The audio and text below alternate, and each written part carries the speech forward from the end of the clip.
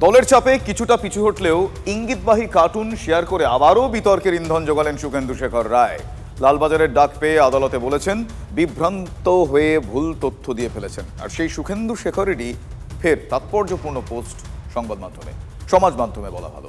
UEM Jaipur is a perfect target for prospective students aspiring for good jobs, good education with future-ready skills. Bharat চীন যুদ্ধের সময় প্রকাশিত একটি cartoon share করলেন Sukhendu Shekhar social সাইটে, যেখানে গুজব এবং তথ্য নিয়ে একটা ব্যঙ্গ রয়েছে। কার্টুনটি 1962 সালের 26শে ডিসেম্বরের। শিল্পী R.K. লক্ষ্মণ। সেখানে দেখা যাচ্ছে পুলিশ এক ব্যক্তিকে ধরে নিয়ে যাচ্ছে, তলায় লেখা, এটা ঠিক যে আপনি গুজব ছড়াচ্ছিলেন না, আপনার বিরুদ্ধে অভিযোগ, আপনি ঠিক তথ্য ছড়াচ্ছিলেন। পুরনো সেই কার্টুনটি নিজের এক্স হ্যান্ডেলে শেয়ার করেছেন তৃণমূলের রাজ্যসভার সাংসদ সুখেন্দু শেখর রায়। সঙ্গে একটা অট্টহাসির ইমোজিও তিনি সেখানে দিয়েছেন। রাজনৈতিক মহলের মতে সুখেন্দু শেখর এই কার্টুন পোস্ট করে ফের দলকেই অস্বস্তিতে ফেলেছেন। একই সঙ্গে কটাক্ষ করতে চেয়েছেন পুলিশকেও। এটা তো হাসপাতাল কর্তৃপক্ষকে জিজ্ঞেস করতে হবে, পুলিশকে বা তদন্তকারী সংস্থাকে, যে কি এমন ঘটলো। দুটো জিনিস, প্রথমত হসপিটালের সব জায়গায় CCTV আছে, ঠিক ওই জায়গাতে নেই। এটা কেন? এটার উত্তর খুঁজতে হবে।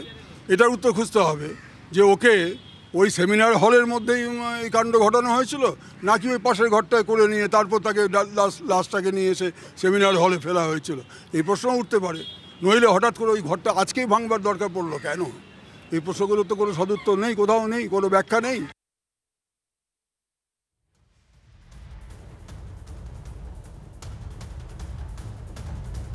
তিলোত্তমার ঘটনার পর সেদিন তিনি কি বলেছিলেন সেই অংশটা আপনাদের শোনালাম এই মুহূর্তে আমরা।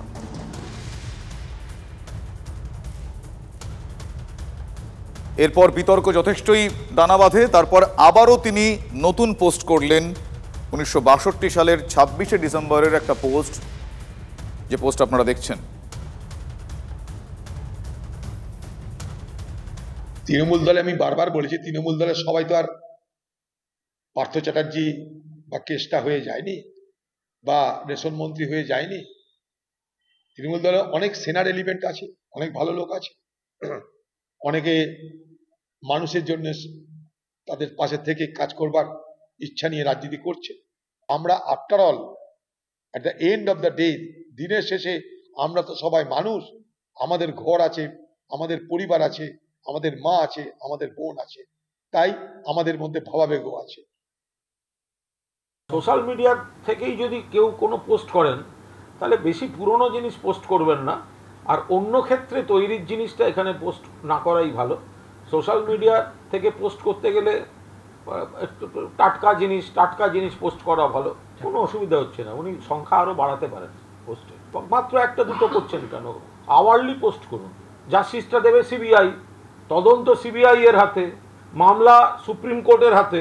তো ঘন্টায় একটা করে তো উই ওয়ান্ট জাস্টিস পোস্ট হওয়া উচিত, আর তাদের ট্যাগ করা উচিত সুপ্রিম কোর্ট আর CBI। ওই ট্যাগটা করতে ভুলে গেছেন, ওটা মনে করিয়ে দেবেন।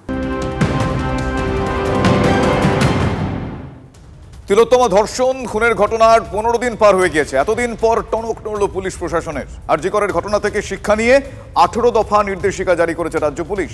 অপরাধের খবর পাওয়ার সঙ্গে সঙ্গে অভিযোগ দায়ের এবং অভিযোগ করার মতো কাউকে পাওয়া না গেলে প্রয়োজনে স্বতঃপ্রণোদিত FIR করার মতো নির্দেশিকা জারি।